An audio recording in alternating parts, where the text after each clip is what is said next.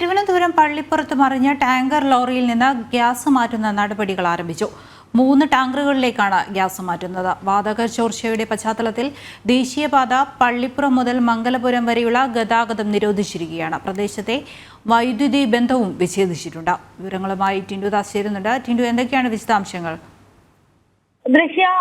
മംഗലപുരത്ത് gas tanker lorry മറിഞ്ഞ സംഭവത്തിൽ 3 ടാങ്കറിലേക്ക് gas മാറ്റുന്ന നടപടികൾ ആരംഭിച്ചിട്ടുണ്ട്. ദേശീയപാത പള്ളിപ്പുറം CRPF മുതൽ മംഗലാപുരം വരെയുള്ള ഗതാഗതം നിരോധിച്ചു, അല്ലെങ്കിൽ ഗതാഗതം പൂർണ്ണമായും നിരോധിച്ചുകൊണ്ടാണ് ഈ ഗ്യാസ് ടാങ്കർ മറ്റു ടാങ്കറുകളിലേക്ക് ഫില്ല് ചെയ്യുന്നത്.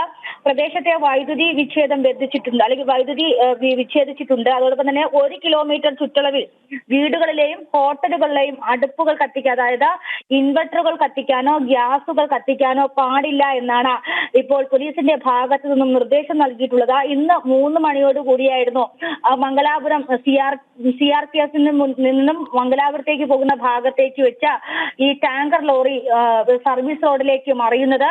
മറിഞ്ഞ സമയത്ത് തന്നെ ഡ്രൈവറിന് പരിക്ക് പറ്റിയിട്ടുണ്ട്. പരിക്കുകളോടുകൂടി മെഡിക്കൽ കോളേജ് ആശുപത്രിയിൽ പ്രവേശിപ്പിച്ചിരിക്കുകയാണ്. ഈ ലോറിയിൽ നിന്നും ടാങ്കർ മുറിഞ്ഞു മാറിയ രീതിയിലാണ് ഈ അപകടം സംഭവിച്ചിട്ടുള്ളത്. ഈ ചോർച്ചയുണ്ടോ എന്നൊരു പരിശോധന നടന്നിരുന്നു. ഈ പരിശോധനയുടെ ഫലമായിട്ടാണ് 3 ടാങ്കറുകളിലേക്ക് ഇപ്പോൾ ഗ്യാസ് അല്ലെങ്കിൽ ഇന്ധനം റീഫില്ല് ചെയ്തുകൊണ്ടിരിക്കുന്നത്. ദൃശ്യ ടിൻഡു ദാസാണ് വിവരങ്ങൾ നൽകിയത്. പള്ളിപ്പുറത്ത് മറിഞ്ഞ വാഹനത്തിൽ നിന്ന് ഗ്യാസ് ടാങ്കറിൽ നിന്ന് ഗ്യാസുകൾ മറ്റ് 3 വാഹനത്തിലേക്ക് മാറ്റിക്കൊണ്ടിരിക്കുകയാണ്.